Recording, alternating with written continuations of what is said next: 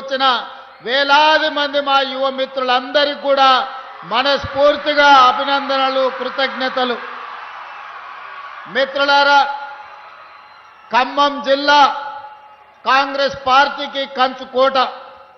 ఈ ఖమ్మం జిల్లా సంపూర్ణంగా ఆశీర్వదించి అండగా నిలబడడంతో పొత్తులో భాగంగా సిపిఐ శాసనసభ్యులు కూనంనేని సాంబశివరావు గారిని ఈ ప్రాంతం నుంచి ఎన్నిక చేయడం ద్వారా ఈ జిల్లా మొత్తము ఈనాటి ప్రభుత్వానికి అండగా నిలబడి ఆశీర్వదించి ముందుకు నడిపిస్తున్న 2 సంవత్సరాలు పూర్తి చేసుకున్న సంబరాలలో భాగంగా డాక్టర్ మన్మోహన్ సింగ్ గారు ఎర్త్ యూనివర్సిటీని ఈరోజు ప్రారంభోత్సవ కార్యక్రమాన్ని ఏర్పాటు చేసుకున్నాం.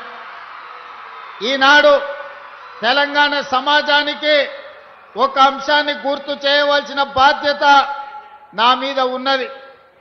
ఆనాడు ఈ ప్రాంతం కొత్తగూడెం థర్మల్ పవర్ స్టేషన్ కోసము వందలాది ఎకరాల భూముల్ని ఈ ప్రాంత రైతులు ఇస్తే ఆనాడు అందులో సిబ్బందిని ఈ ప్రాంతం వాళ్ళని కాకుండా ఇతర ప్రాంతాల వారికి అవకాశం ఇస్తే మొట్టమొదటి తెలంగాణ ఉద్యమానికి పునాదులు పడ్డది పాల్వంచ ప్రాంతంలో అని చెప్పి ఈనాడు మనం గుర్తు చేసుకోవాలి.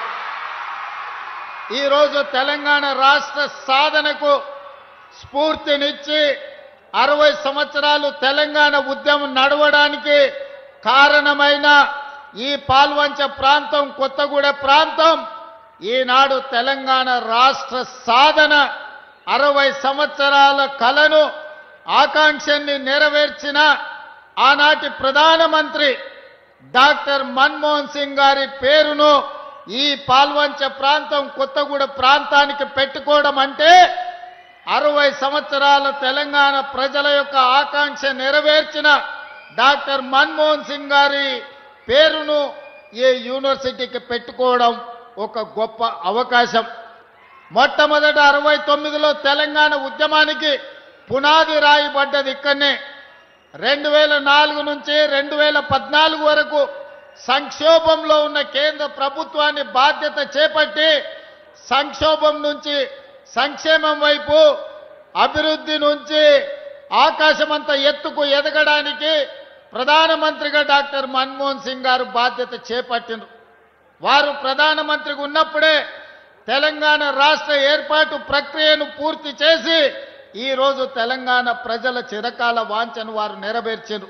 అందుకే డాక్టర్ మన్మోహన్ సింగ్ గారి పేరు భారతదేశంలో ఎక్కడ పెట్టక ముందే ఎర్త్ సైన్సెస్ భారతదేశంలో ఉన్న ఏకైక యూనివర్సిటీ, ఆ యూనివర్సిటీకి నాడు మన్మోహన్ సింగ్ గారి పేరు మనం పెట్టుకున్నాం. యూనివర్సిటీ పనులను పూర్తి చేయడమే కాదు, తుమ్మల గారు ఒక మాట చెప్పిండ్రు, మాకు ఇరిగేషన్ ప్రాజెక్టులు పూర్తి చేయాలని. భారతదేశ మొట్టమొదటి ప్రధానమంత్రి పండిట్ జవహర్లాల్ నెహ్రూ గారు స్వతంత్రం వచ్చిన తర్వాత ఈ దేశంలో ఉన్న నిరక్షరాస్యత, ఈ దేశంలో ఉన్న ఆకలి కేకలను చూసి ఈ దేశం అభివృద్ధి పదం వైపు నడవాలి, ప్రపంచంతో పోటీ పడాలి అనంటే ఎడ్యుకేషన్ అండ్ ఇరిగేషన్ పాలసీని అడాప్ట్ చేసుకోవాలని ఈరోజు భారతదేశంలో గొప్ప గొప్ప యూనివర్సిటీలు ఎన్ని ఉన్నాయో వాటన్నిటినీ ఆనాడు మొట్టమొదటి ప్రధానమంత్రి పండిట్ జవహర్లాల్ నెహ్రూ గారు ప్రారంభించినవే. అవే కాదు, ఈరోజు ఈ దేశంలో వ్యవసాయం అభివృద్ధి చెందడానికి ఆకలి కేకల నుంచి ఈనాడు ప్రతి వాడికి అన్నం అందించే స్థాయికి దేశంలోనే అత్యధికంగా ఆహార ఉత్పత్తి ధాన్యాలను ఈరోజు మనం అందిస్తున్నామంటే బాక్రానంగల్ నుంచి నాగార్జున సాగర్ వరకు, శ్రీశైలం నుంచి శ్రీరామ్ సాగర్ వరకు ఇరిగేషన్ ప్రాజెక్టులను ఆనాటి ప్రధానమంత్రి పండిట్ జవహర్లాల్ నెహ్రూ గారే మనకు ఆనాడు ప్రసాదించారు. ఈరోజు మనం చూస్తున్న నాగార్జున సాగర్, ఈరోజు మనం చూస్తున్న శ్రీశైలం, ఈరోజు మనం చూస్తున్న ఎస్ఆర్ఎస్పి మొట్టమొదటి ప్రధానమంత్రి పండిట్ జవహర్లాల్ నెహ్రూ గారు ప్రారంభించినవే.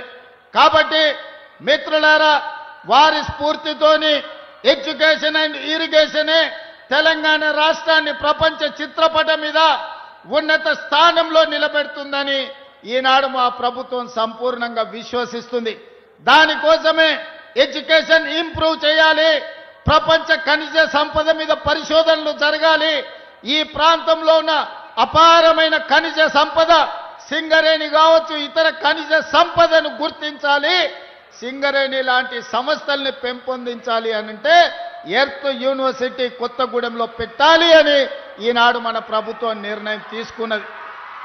ఇవాళ అందుకే మీకు మెడికల్ కాలేజీ ఇచ్చినా, మీ ప్రాంతంలో ఎడ్యుకేషన్కి సంబంధించి ప్రతి నియోజకవర్గానికి young India integrated residential schools ఇచ్చినా, మెడికల్ కాలేజ్ ఇచ్చినా, ఎడ్యుకేషన్కు సంబంధించి